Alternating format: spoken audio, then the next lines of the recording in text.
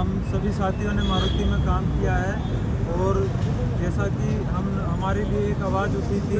हमने 10 तारीख को जो हमारी मांगें थी सभी अस्थायी मजदूरों की, वो उनका ज्ञापन हमने डीसी कार्यालय में एएलसी साहब को दिया था और वहाँ भी बोला था कि हम 30 तारीख को हमारे सभी के हकों अधिकारों के लिए एक जुलूस करेंगे और सभी मानेसर IMT 30 तारीख को पहुंचेंगे और 31 तारीख को हमारी मारुति मैनेजमेंट के साथ मीटिंग थी। तो हमने पहले ही जो कोर्ट से परमिशन ले रखी थी कि हम 30 तारीख को मानेसर IMT में बड़ी संख्या में हम जो अस्थायी मजदूर हैं जिनके साथ मारुति ने जिनके भविष्य के साथ खिलवाड़ किया है, हम सभी मजदूर वहाँ इकट्ठा होकर अपने आवाज़ के लिए आंदोलन करेंगे। और जैसा कि हमें कोर्ट से परमिशन भी मिली थी, पर हमें जैसे हम कल धरने पे थे, हमें पता ही नहीं, हम 4 महीने से बड़ी मेहनत से हमारा धरना लगा हुआ था। हमने सभी साथियों की व्यवस्था भी कर रखी थी। हमारा जो सामान था खाने पीने का सारा, कल पुलिस प्रशासन आई, हमें पता ही नहीं था। हमने सुबह खाना भी नहीं खाया था, खाना खाते सभी 200-300 साथियों का खाना तैयार हो रखा था। अचानक से पुलिस प्रशासन आई और हमें एक धारा 144 का लेटर दिखाया और बोले कि आप यहाँ से हट जाओ, यहाँ से भागो, यहाँ धारा 144 लग चुकी है। हमें पता ही नहीं, बगैर किसी नोटिस को अचानक पुलिस प्रशासन आती है बड़ी तादाद में और हमें वहाँ से खदेड़ दिया। तो हमने साफ बोल दिया कि हम अपने अधिकारों के लिए यहाँ बैठे हैं। जब तक हमें अपना हक नहीं मिल जाता हम धरने से उठेंगे नहीं।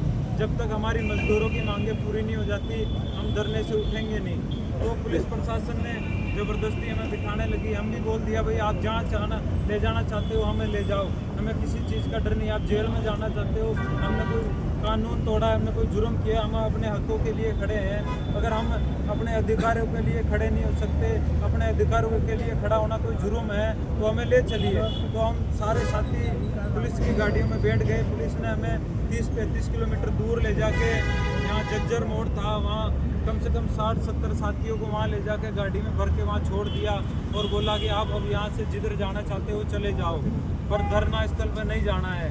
और वहाँ पे धारा 144 लग गई है और आपके ऊपर केस दर्ज किया जाएगा। यूँ मतलब हमें डराया धमकाया गया। फिर भी हम अड़े रहे अपनी मांगों पे, अपने अधिकार के लिए कि हम जाएंगे और अपने अधिकार के लिए लड़ेंगे, हम वापस धरना स्थल पे जाएंगे। तो हम सारे साथी वहाँ से पैदल रवाना हो गए। वहाँ से 8-10 किलोमीटर पैदल चले और फिर प्रशासन दोबारा वहाँ आके हमें बीच में रोक लिया गया। वहाँ से दोबारा बसों में भर के हमें गुड़गांव ले जाके छोड़ दिया गया। बोले कि यहाँ से बस में अपने अपने घर चले जाओ, नहीं तो सबको केस दर्ज करके सबको अंदर किया जाएगा। फिर भी हम अड़े रहे और हमारे सभी साथी थे जो धरने स्थल पर पहुँच गए। वहाँ से पुलिस प्रशासन दोबारा हमारे अधिकारों और हमारी आवाज़ को दबाने के लिए वहाँ पे हमें खदेड़ रही है और किस तरीके से हम मजदूरों की आवाज़ को दबाया जा रहा है। हमारा जो अधिकार है, जो हमें मिलना चाहिए, हम जिसके लिए लड़ रहे हैं, हमें पूरी तरीके से हमें ये आंदोलन नहीं दिया जा रहा है। हमारी अधिकारों को दबाया जा रहा है और हमें इधर से उधर खदेड़ा जा रहा है। आज ये सभी मजदूर जो कंपनी में काम कर चुके हैं, जिनका कंपनी में 7-7, 8-8 महीने, 1-1 साल रख के यूज करके बाहर फेंक देती है।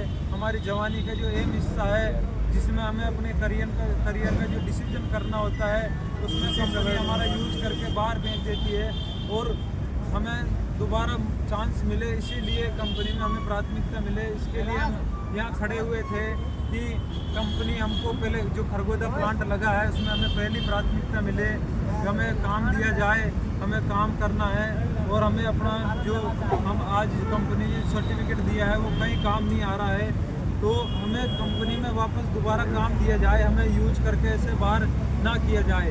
उसी के लिए हम ये आंदोलन कर रहे थे। और किस तरीके से देखो कंपनी ने ये साजिश रची, रातों रात यहाँ धारा 144 लगा के हमारे साथियों को आवाज़ को दबाया जा रहा है, हमें खदेड़ा जा रहा है, इधर से उधर भगाया जा रहा है, कानून की धाराएं बता के डराया जा रहा है। और बल्कि हमें कोर्ट से जो हमें ये आंदोलन करने की परमिशन मिल चुकी थी कि आप कंपनी से 2 किलोमीटर के दायरे में आप ये आंदोलन कर सकते हो। और हम ये आंदोलन शांतिपूर्वक, हमारी मांगे थी जो प्रशासन के जो कानून हमारा साथ नहीं दे रही है, उनके सामने हमारी आवाज़ को लाना चाह रहे थे कि हमारे प्रशासन हमारी तरफ ध्यान दे, हम जो कितने बेरोजगार है जो हर साल लाखों साल कंपनी यूज कर के साथ एक महीने यूज कर के हमें बाहर कर रही है।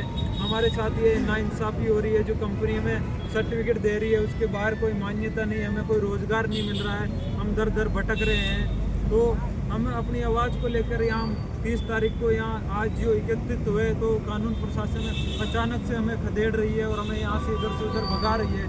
किसी न किसी तरीके से हम मज़दूरों की आवाज़ को दबाया जा रहा है, पर हम पीछे हटने वाले नहीं है। आज का भले ही कानून हमें यहाँ प्रशासन हमें यहाँ से भगा दे, खदेड़ दे, लेकिन हम अपने अधिकारों के लिए बार बार खड़े होंगे और हम सभी मजदूर एक साथ हैं।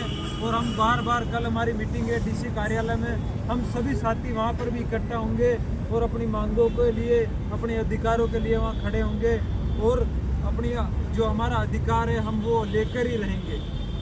अच्छा, कल मतलब एक ऑर्डर मिल गया है कोर्ट से कि प्रोटेस्ट तो किया जा सकता है, क्या उससे पुलिस से बात करी गई? वो ऑर्डर दिखाया गया तो पुलिस का क्या जवाब? पुलिस को दिखाया गया, लेकिन पुलिस बोलती है कि हमें आपके इस ऑर्डर ये जो कोर्ट से आपको ऑर्डर मिला है हमें उससे कोई मतलब नहीं, हमें तो ये हमारा धारा 144 का ये मिला है, हम तो उसका अनुपालन करेंगे।